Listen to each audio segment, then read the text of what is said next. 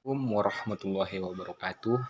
Perkenalkan, nama saya Muhammad Mustofa Bangun, jurusan Pendidikan Teknik Elektro, Prodi Pendidikan Teknik Elektro, Stambuk 2021, kelas PTC, Universitas Negeri Medan. Di sini saya akan menjelaskan bagaimana saya menjadi seorang pemimpin. Maka dari itu, saya akan menjawab 4 pertanyaan yang sudah dibuat oleh dosen saya mata kuliah kepemimpinan. Pertanyaan yang pertama, bagaimana Anda akan menyelesaikan masalah atau kasus secara adil? Apakah yang Anda lakukan menjadi seorang pemimpin? Yang saya lakukan menjadi seorang pemimpin, maka saya menjadi seorang pemimpin yang jujur, giat, dan bisa mengarahkan bawahan-bawahan saya supaya lebih bagus. Maka dari itu, saya menjadi seorang pemimpin yang bertanggung jawab.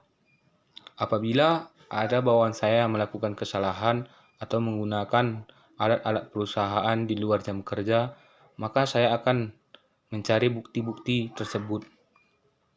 Apabila saya sudah mendapatkan bukti-bukti bahwasannya bawahan saya melakukan kesalahan tersebut, maka saya akan memanggil orang yang membuat kesalahan tersebut supaya bisa memastikan dan mengakui kesalahannya. Apabila saya sudah memanggil dia tetapi dia tidak mengakui kesalahannya, maka saya akan memberikan bukti-bukti ataupun bukti CCTV bahwasanya dia melakukan dan menggunakan alat-alat perusahaan di luar jam kerja, dan itu dimanfaatkan demi kepentingan pribadinya. Maka kesalahan yang dia perbuat itu bisa menurunkan perusahaan. Maka dari itu saya pantas memberikan sanksi kepada dia supaya dia tidak mengulangi kesalahannya tersebut. Di sini saya akan menjawab pertanyaan kedua, apakah kekerabatan dalam perusahaan mengganggu keputusan yang Anda ambil?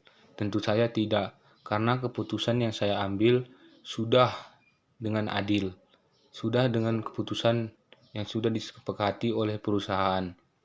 Yang dinamanya dalam perusahaan, apabila melakukan kesalahan ataupun melakukan dan menggunakan alat-alat perusahaan dengan tanpa izin pemilik perusahaan atau pemimpin perusahaan, itu tetap saja melanggar peraturan.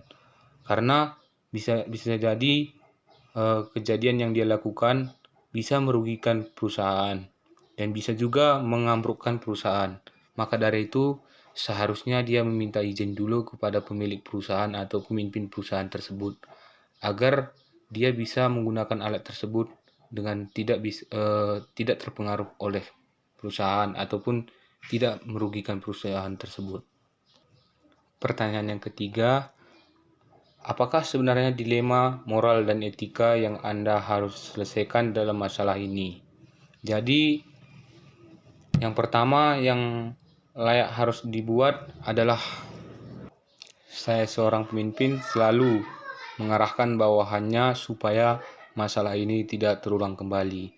Yang kedua, gimana jalan keluarnya?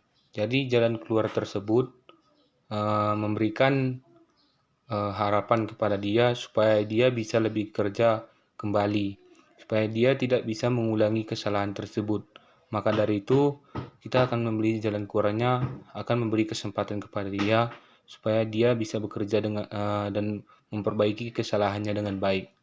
Maka dari itu saya seorang pemimpin harus lebih giat dan melihat semua bawahan saya supaya gimana cara kerjanya untuk melakukan pekerjaan tersebut, apakah pekerjaan yang dia lakukan sudah baik ataupun pekerjaan yang dia lakukan itu belum tentu baik. Pertanyaan yang keempat, bagaimana cara Anda mencegah agar kejadian ini tidak terulang kembali? Maka mulai dari kejadian ini, saya sebagai pemimpin, maka saya harus setiap hari mengontrol kegiatan tersebut supaya kesalahan dan perbuatan yang dilakukan salah satu bawahan saya tidak bisa terulang kembali. Maka dari itu kesalahan yang dia perbuat adalah kesalahan saya juga, karena saya juga terlalu ceroboh dengan kesalahan yang dia buat.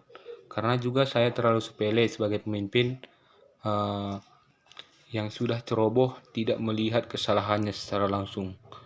Demikian dah jawaban saya menjadi seorang pemimpin. Sekian dan terima kasih. Waalaikumsalam warahmatullahi wabarakatuh.